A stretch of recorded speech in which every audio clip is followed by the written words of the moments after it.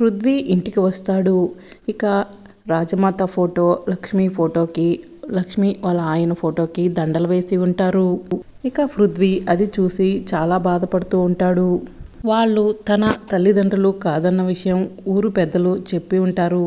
అది పృథ్వీ గుర్తు చేసుకుంటూ ఉంటాడు. మీరు నా కన్న తల్లిదండ్రులు కాదట కదా, 25 ఏళ్ళు నన్ను తల్లిదండ్రులుగా పెంచారట కదా.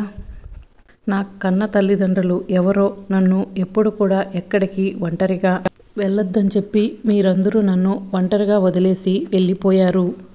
నా పక్క నుండి నా కన్నీళ్లు తుడవటానికి నా స్నేహితురాళ్ళు లాంటి పున్నమి కూడా నా పక్కన లేదు అని చెప్పి పృథ్వీ బాధపడుతూ ఉంటాడు.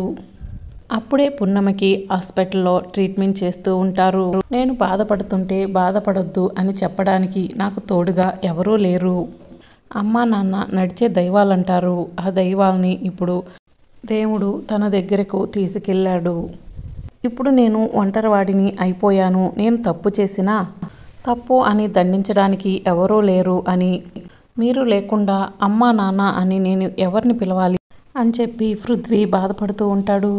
యాక్సిడెంట్ జరగడానికి ముందు పున్నమి చెప్పిన మాటలను పృథ్వీ గుర్తు తెచ్చుకుంటూ ఉంటాడు. ఎవరు అవునన్నా కాదన్నా ఈ జీవితానికి వకీల్ సాబే నా భర్త అని పున్నమి అన్న మాటలను గుర్తు తెచ్చుకుంటూ ఉంటాడు. వకీల్ సాబ్, మీ చేతిని పట్టుకుంటే గనక నేను మీ భార్యనని, ఇన్నేళ్ల నా జీవితానికి అర్థం ఉందని అనుకుంటాను అని చెప్పి పున్నమి చెప్పిన మాటలు పృథ్వీ గుర్తు చేసుకుంటూ ఉంటాడు. బాధపడుతూ ఉంటాడు. ఇక అప్పుడే పృథ్వీకి ఎదురుగా ఒక కారు వచ్చి ఆగుతుంది. ఆ కారులో నుంచి ఒక వైఫ్ అండ్ హస్బెండ్ దిగుతారు. పృథ్వీని చూసి చాలా ప్రేమగా దగ్గరకు వచ్చి పృథ్వీ అని చెప్పి అంటూ ఉంటారు. ఎవరు మీరు? నా పేరు ఎలా తెలుసు అని పృథ్వీ అడుగుతూ ఉంటాడు. నీకు ఆ పేరు పెట్టింది నేనే నాన్న. 9 నెలలు నవమాసాలు మోసి కానీ పెంచలేకపోయాను అని చెప్పి పృథ్వీ కన్నతల్లి చెప్తూ ఉంటుంది. మరొక వైపు వేలు పట్టి నడిపిద్దామనుకున్నాము, కానీ భగవంతుడు మాకు ఆ రాత రాయలేదు అని చెప్పి పృథ్వీ కన్నతండ్రి చెప్తూ ఉంటాడు. ఇక వాళ్ళిద్దరూ పృథ్వీని చూసి ఏడుస్తూ ఉంటాడు. ఇక వాళ్ళిద్దరిని పృథ్వీ అలా చూస్తూ ఉంటాడు. ఏంటి నాన్న, కన్న తల్లిదండ్రులు అయ్యిండి మేమే నీకు పరిచయం చేసుకోవాలి అయ్యింది. అయితే మీరు నా కన్న తల్లిదండ్రులా? అయితే నేను వీళ్ళకి దత్తత వచ్చానా అని, అయితే ఊరు పెద్దలు చెప్పిందంతా నిజమేనా అని పృథ్వీ అడుగుతూ ఉంటాడు. ఊరు పెద్దలు ఏం చెప్పారో మాకు తెలియదు. నువ్వు మాత్రం మా కన్న కొడుకువి. ఈ ఇంట్లో వాళ్ళకు మాత్రం మేము నిన్ను దత్తత ఇచ్చాము అని వాళ్ళు చెప్తూ ఉంటారు. నీ జాతకంలో దోషం వల్ల మనం 25 ఏళ్ళు దూరం ఉండాల్సి వచ్చింది. ఏం పాపం చేశామో ఏమిటో అని చెప్పి పృథ్వీ కన్న తల్లిదండ్రులు పృథ్వీతో అంటూ ఉంటారు. ఇక పృథ్వీ పుట్టినప్పుడు జరిగిన విషయం అంతా కూడా పృథ్వీ కన్న తల్లిదండ్రులు పృథ్వీతో చెప్తూ ఉంటారు. పుట్టిన 10 రోజులకే పృథ్వీ కన్నతల్లి పంతులు గారిని పిలిచి జాతకం చూడమని చెప్తూ ఉంటే ఇక పంతులు గారు జాతకం చూస్తూ ఉంటారు. పృథ్వీ జాతకం చూసిన పంతులు గారు ఒక్కసారిగా షాక్ అవుతారు. ఈ బిడ్డ తన కన్న తండ్రిని చూశాడా అని అడుగుతూ ఉంటాడు. ఇంకా లేదు, నా భర్త బిజినెస్ పని మీద వేరే ఊర్లో ఉన్నారు. కొడుకు పుట్టారనగానే పృథ్వీ అని పేరు పెట్టారు. కొడుకుని చూడడం కోసం ఆగమేఘాల మీద రెక్కలు కట్టుకుని వస్తున్నాడు అని చెప్పి పృథ్వీ కన్నతల్లి పంతులు గారితో చెప్తూ ఉంటుంది. ఎట్టి పరిస్థితుల్లోనూ ఈ బిడ్డ తండ్రిని చూడడానికి వీల్లేదు. 25 సంవత్సరాల వరకు ఈ బిడ్డ జాతకంలో దోషం ఉంది అని, 25 సంవత్సరాలు ఈ బిడ్డ మీకు దూరంగా ఉంటే ఆ దోషం పోతుంది అని, అలా కాదని తండ్రి కొడుకులు ఎదురు పడ్డారే అనుకో, ఇద్దరిలో ఒకరికి ప్రాణగండం అని చెప్పి పంతులు గారు పృథ్వీ కన్నతల్లితో చెప్తూ ఉంటారు. అప్పుడు లక్ష్మి వచ్చి, ఏం పంతులు గారు, ఏం మాట్లాడుతున్నారు మీరు? 25 సంవత్సరాలు అసలు తండ్రి కొడుకులు కలవకుండా ఎలా ఉంటారు? మీరేమైనా జాతకం తప్పుగా చూశారో ఏమో అని మరొకసారి చూడండి అని లక్ష్మి అంటూ ఉంటే, జాతకంలో ఎటువంటి మార్పు లేదమ్మా, నేను క్షుణ్ణంగానే పరిశీలించాను. 25 సంవత్సరాలు ఈ బిడ్డను ఎవరో ఒకరికి దత్తత ఇవ్వండి. 25 సంవత్సరాల తర్వాత తిరిగి మీ బిడ్డను మీరు స్వాధీనం చేసుకోండి అని చెప్పి పంతులు గారు అక్కడి నుంచి వెళ్ళిపోతారు. ఇక పృథ్వీ కన్నతల్లికి ఏం చేయాలో అర్థం కాక ఆమెడికి ఎదురుగా ఉన్న లక్ష్మికి పృథ్వీని ఇచ్చి, నా బిడ్డకు ఎటువంటి లోటు లేదు, నువ్వే చూసుకోవాలి లక్ష్మి, వీడు నా బిడ్డని ఎప్పటికీ తెలియకుండా అని చెప్పి పృథ్వీ కన్నతల్లి లక్ష్మితో చెప్తూ ఉంటే, అక్క నువ్వు నాపై పెట్టుకున్న నమ్మకాన్ని ఒమ్మి చెయ్యను. వీడు పెరిగి పెద్దయ్యే వరకు నా బిడ్డనే చెబుతాను కానీ దత్తత తీసుకున్న విషయం అని చెప్పి లక్ష్మి పృథ్వీని తీసుకుని వెళ్ళిపోతుంది. ఈ విషయాన్ని పృథ్వీ కన్న తల్లిదండ్రులు పృథ్వీకి చెప్తూ మనకి వీడియో చూపిస్తూ ఉంటారు. అలా నిన్ను లక్ష్మి చేతుల్లో పెట్టానే కానీ నా బాధ ఎవరికీ చెప్పుకోలేంది. ఎంత విలవిల్లాడిపోయానో నాకు మాత్రమే తెలుసు. అలా కొన్ని రోజులు గడిచిన తర్వాత నీకు చెల్లెలు పుట్టింది. కానీ నిన్ను తలుచుకొని రోజంటూ లేదు. నీ చెల్లెల్ని చూసి ఏ రోజు సంతోషపడ్డ రోజు లేదు. అప్పుడు ఇంకిపోయిన నా కన్నీళ్లు ఇప్పుడు ఆనంద బాష్పాలై బయటకు వస్తున్నాయి అని చెప్పి పృథ్వీ కన్న తల్లి పృథ్వీతో చెప్తూ ఉంటుంది. కనీసం మీ అమ్మైనా నిన్ను కళ్ళారా చూసింది. నేను ఎన్ని రోజులైనా నిన్ను చూడలేకపోయాను. నీకోసం ఎన్నో బొమ్మలు బట్టలు కొనుక్కొచ్చాను కానీ నీకు ఇవ్వలేని పరిస్థితి అని చెప్పి పృథ్వీ కన్న తండ్రి చెప్తూ ఉంటాడు. ఇన్ని రోజులకి నువ్వు మాకు దగ్గరయ్యావు, మాకు చాలా సంతోషంగా ఉంది అని చెప్పి పృథ్వీ కన్న తండ్రి పృథ్వీతో చెప్తూ ఉంటాడు. నేను వాళ్ళ కన్న బిడ్డని కాదని ఇన్ని రోజులు వాళ్ళు నాకు ఎందుకు చెప్పలేదు అని పృథ్వీ తన కన్న తల్లిదండ్రులని అడుగుతూ ఉంటాడు. దానికి కారణం మేమేనా?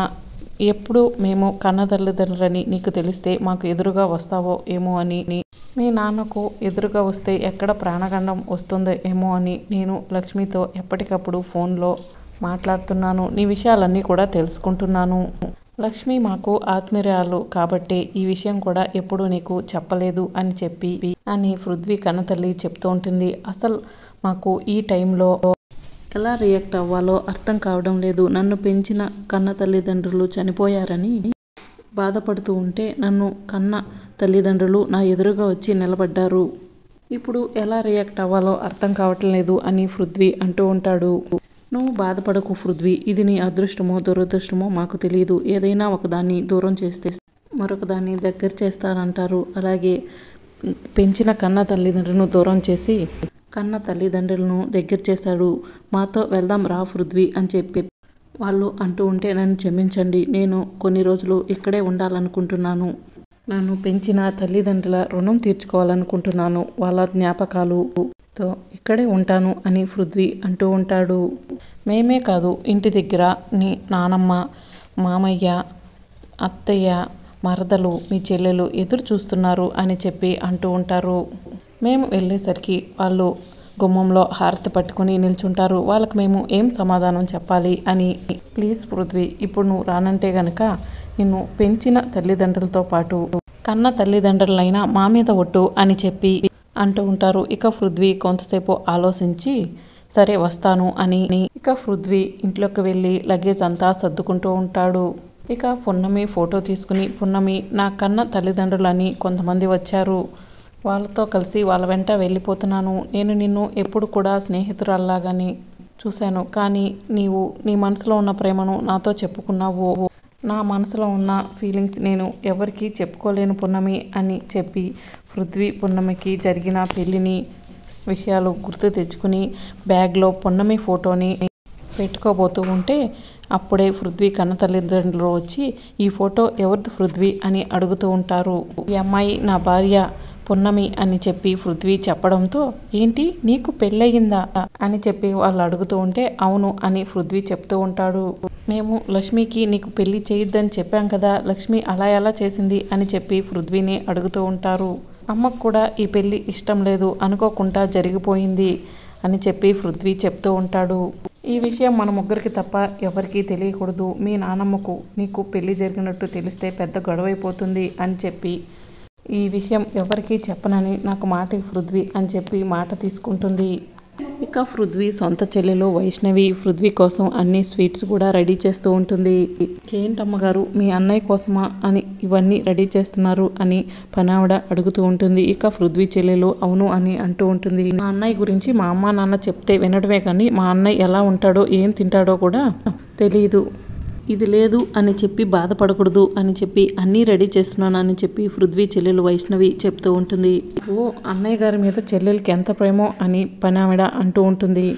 ఇప్పుడేం చూసావు, మా అన్నయ్య వచ్చాక ఇంకా చూస్తావు అని వైష్ణవి అంటూ ఉంటుంది. చెల్లెలుగా మీరే ఇలా ఉండారంటే బావగారి కోసం సుతమ్మ ఎంతలా చేస్తుందో అని పనావిడ అంటూ ఉంటుంది. ఇంకా అప్పుడే శృతి బాగా మేకప్ వేసుకుని రెడీ అవుతూ ఉంటుంది. ఇంకా శృతి అమ్మ కామాక్షి వచ్చి, ఏంటే వైష్ణవి తన అన్నయ్య కోసం అన్ని రకాల పిండి వంటలు చేస్తుంది, నువ్వు కూడా ఒక చెయ్యేస్తే గనక నీ బావ రావగానే నువ్వు కూడా ఒక చెయ్యేసానని చెప్పొచ్చు కదా అని చెప్పి కామాక్షి అంటూ ఉంటే, చూడమ్మా తన చెల్లెలు అన్న కడుపు నింపడం కోసం వంటలు చేస్తుంది. భార్యగా ఆ రూపం ఎప్పుడు బావ మనసులో పదిలంగా ఉండాలని ఇంత అందంగా రెడీ అవుతున్నాను చెప్పి శృతి అంటూ ఉంటుంది. 25 సంవత్సరాలు దూరంగా ఉన్న మీ బావ వస్తూ ఉంటే పొద్దున్నుండి నువ్వు చేస్తుంది ఈ అద్దం ముందే కూర్చోవడం అంతేనా అని చెప్పి కామాక్షి అంటూ ఉంటుంది.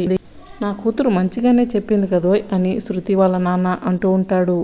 నాన్న చూడు ఎంత చక్కగా అర్థం చేసుకున్నాడు అని శృతి అంటూ ఉంటుంది. తన పెళ్లి చేసుకోబోయే బావ కోసం అందంగా రెడీ అవుతుంది, అందంగా కనిపించడం కోసం అని చెప్పి, మా నాన్న అర్థం చేసుకున్నంత మాత్రం నువ్వు అర్థం చేసుకోలేకపోయావు అని చెప్పి శృతి అంటూ ఉంటుంది. ఇక రాబోయే ఎపిసోడ్లో ఏం జరుగుతుందో తెలుసుకుంటే ఛానల్ సబ్స్క్రైబ్ చేసుకోండి, సపోర్ట్ చేయండి.